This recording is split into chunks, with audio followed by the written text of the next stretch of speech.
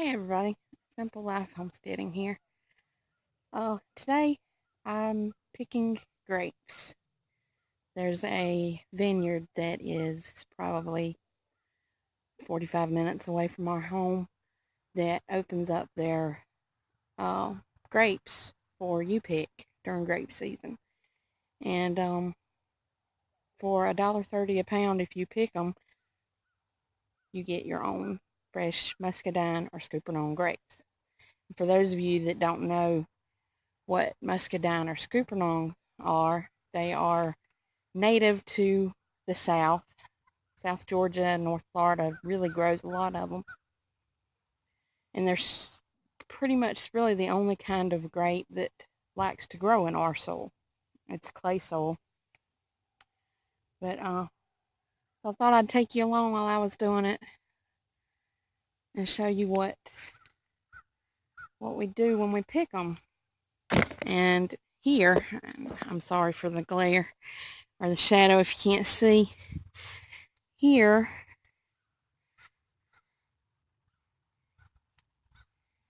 are muscadine. I'm not going to pick any scooping-ons today because that's not the kind of jelly that I'm planning on making. But grape season started probably 2 weeks ago. And the vines are so plentiful that I can just hold my bucket underneath a group and just lightly pull on them and they fall into the bucket. I've only picked off of one bush today and I've already got a bucket full.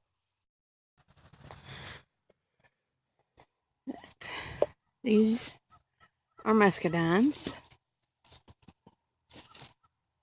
And you want to stay away from ones that are still pretty green. Those are kind of tart. You're really looking for these deep, dark purple ones. Those are the ones that are ready. And today, I'm having to compete with bees and ants and yellow jackets because they're trying to fill up on them too.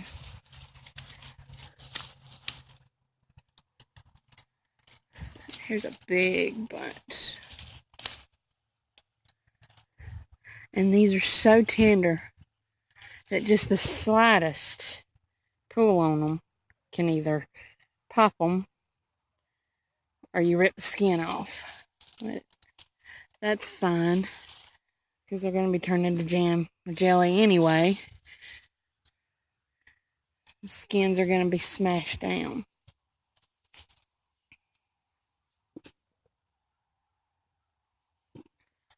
This is my second bucket. And this is only the second vine that I picked off of.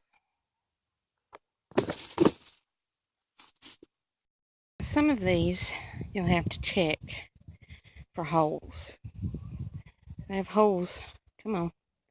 Focus in.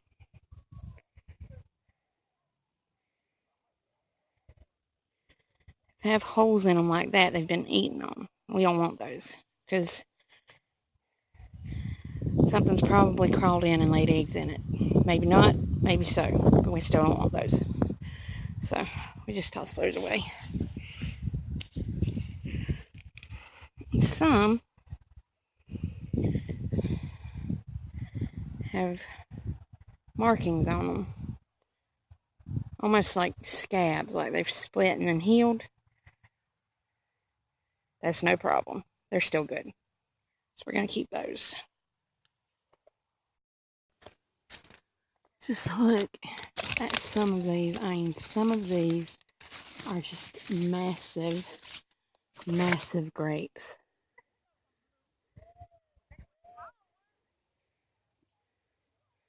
And when you pick them, they give off this really sweet, delicious scent. I really wish YouTube had smell-o-vision so that I could share this smell with you guys. It is so delicious smelling. I can't wait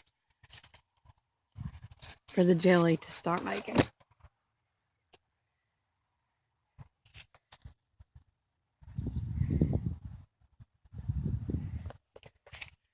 And I've really only been picking maybe an hour and a half. And I've almost got 2 full buckets. Okay, before I left, I wanted to show you guys that honeybees and ants aren't the only ones that I'm competing with. These are deer tracks, and they are all around all of these bushes.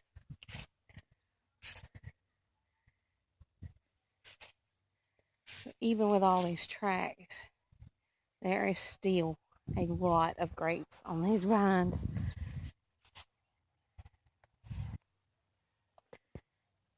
And here is my final count. I'm done. Time to go home, start working on these things.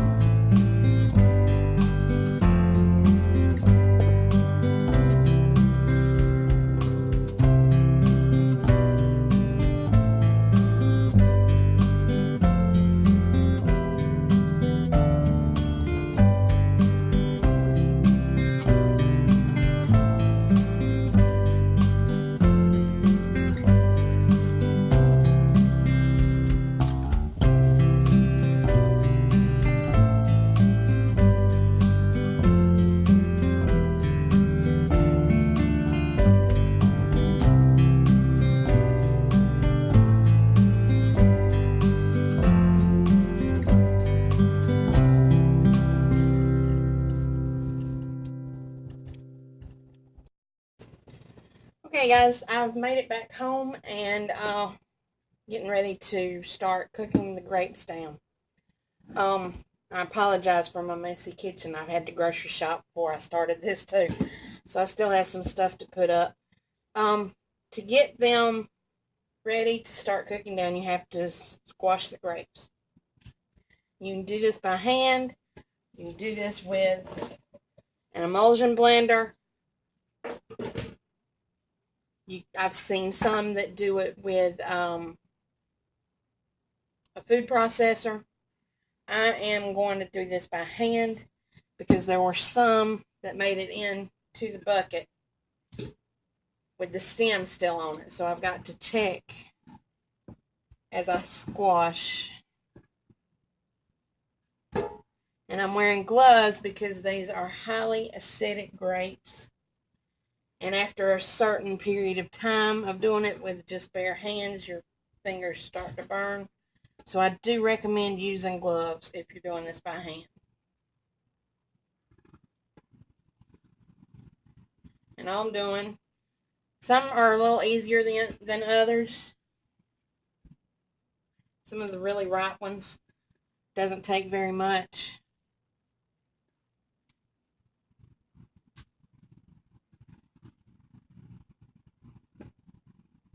And I just squash them and drop them in the pot. Juice, seed, skin, and everything. Because once they're done cooking down and you've gotten all the juice out of them that you can possibly get, you're going to be straining them. So it doesn't matter if they're big chunks or not. And the seeds are going to get strained out too.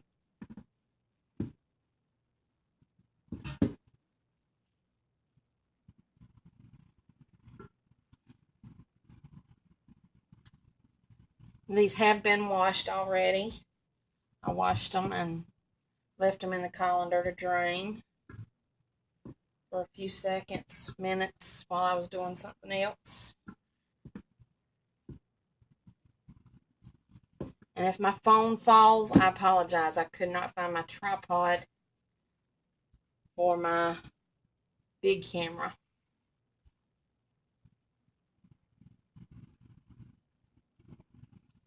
I'm going to finish getting these in the pot, and I'll meet you back.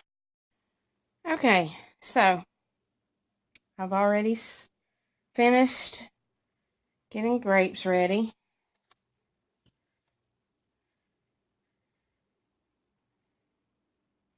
This, that's a gallon teapot for comparison. This is a large stock pot. This is what 21 pounds of muscadine grapes minus 10 cups for homemade grape juice looks like. I've got my work cut out for me.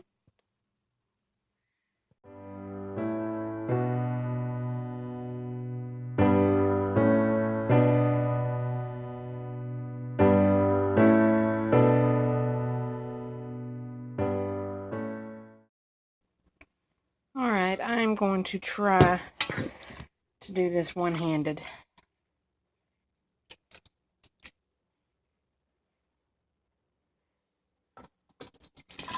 These are, I went ahead and squashed these grapes up for the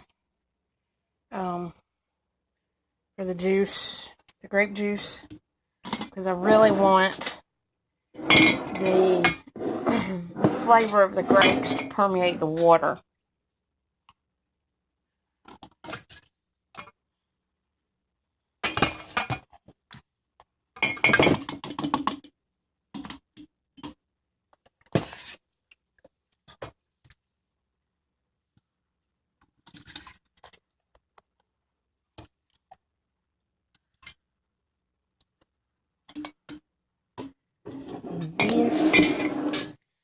This stuff is really sticky.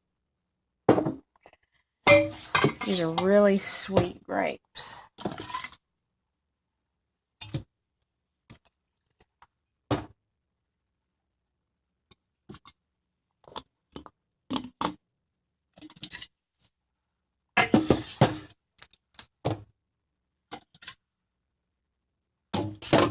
And the recipe I found for the grape juice calls for 1 cup of sugar per quart jar. And then it says to do half-gallon jars, double up on the recipe. These grapes are really sweet, like really, really sweet. So I'm probably just going to stick with 1 cup of sugar.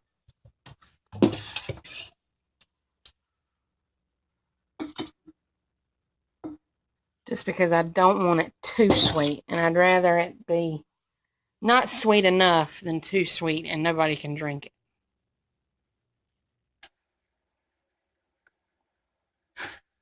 Okay, I have 3 of my jars already in with the lids on it. I cleaned the rim with vinegar, and I heated the lids to soften the seal up, and put them in the tall stock pot to water bath can them. I'm going to water bath can them for 20 minutes.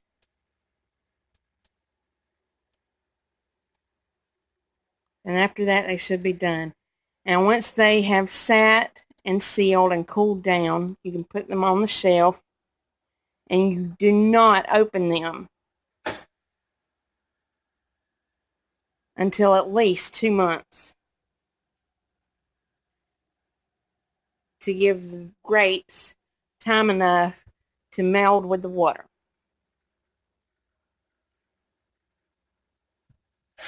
And I've got my squashed grapes in this stock pot.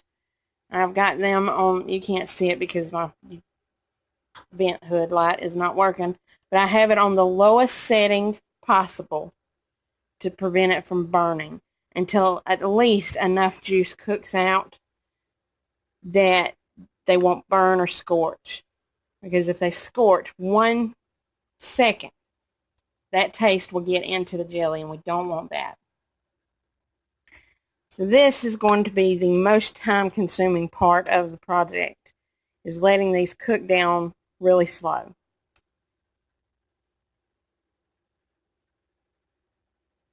So while these are doing what they need to do, and these are doing what they need to do, I'm going to take a much-needed break, and I'll meet you back here.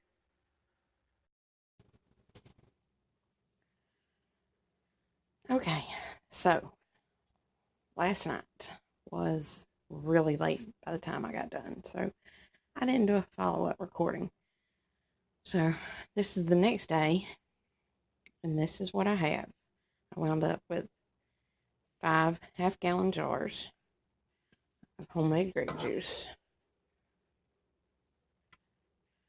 And this is the first time I've done it, so I'm assuming that over the course of the next 2 months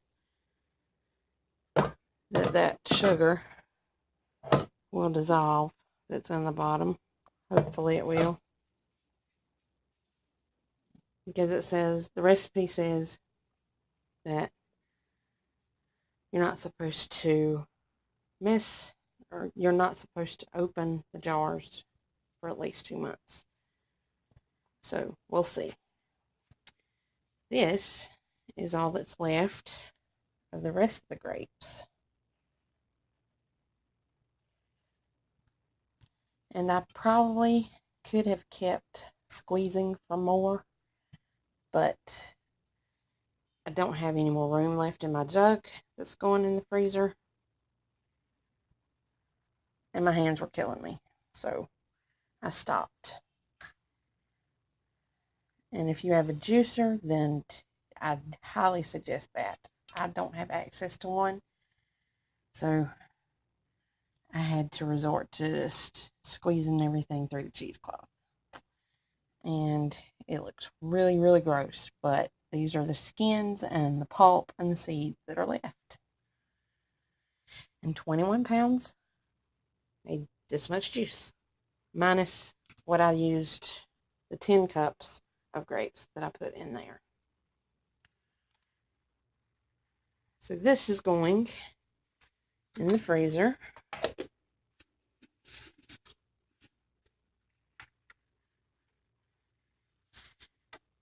to freeze for the next week. And we'll be going to my parents' house, and my mom is going to help me finish making the jelly. So my mom didn't want to be on camera. I couldn't talk her into it, so I had to take pictures while we were canning in order to be able to add them to the video.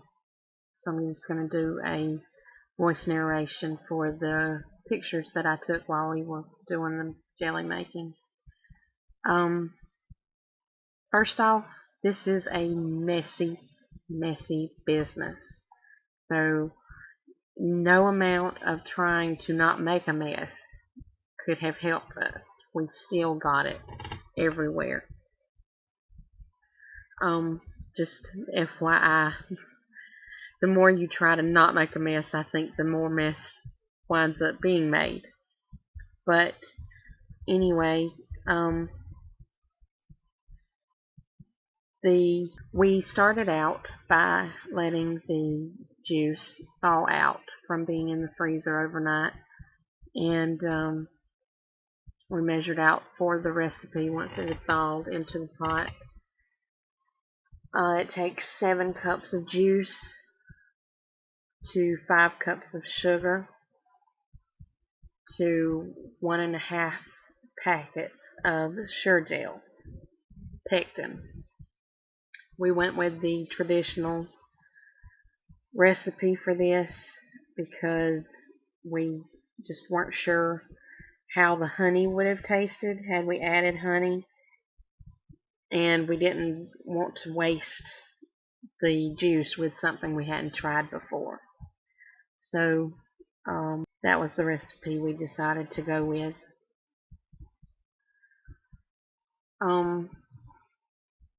You let the juice come to a boil after adding the pectin. The pectin goes in first, and stir time you add it in so that it starts dissolving. And while you're stirring and it's dissolving, have the heat turned up so that it comes to a rolling boil. And once it comes to a rolling boil, you add all of the sugar all at one time and keep stirring constantly.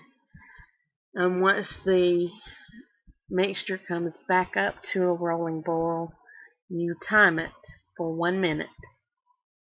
And once the 1 minute is over, you stop it and take it off of the heat and start filling up your jars. Then you have the lids that have been warming, softening in the warm water. You'll wipe the rim with vinegar and put the rings on and tighten them up. Now, most recipes tell you to water bath cans for however long. Most of the time it's 10 minutes. But my mom has been making jellies since she was in her teens, and she says she's never had a jar that didn't seal by not water bath canning, as long as the lids and jars and mixture is piping hot. When you do it, you should have no problem with it being hot enough to seal. When we were done, we had all of the jars sealed. None of the jars had problems sealing. By the time we were finished, we had 2 full cases of beautiful muscadine jelly.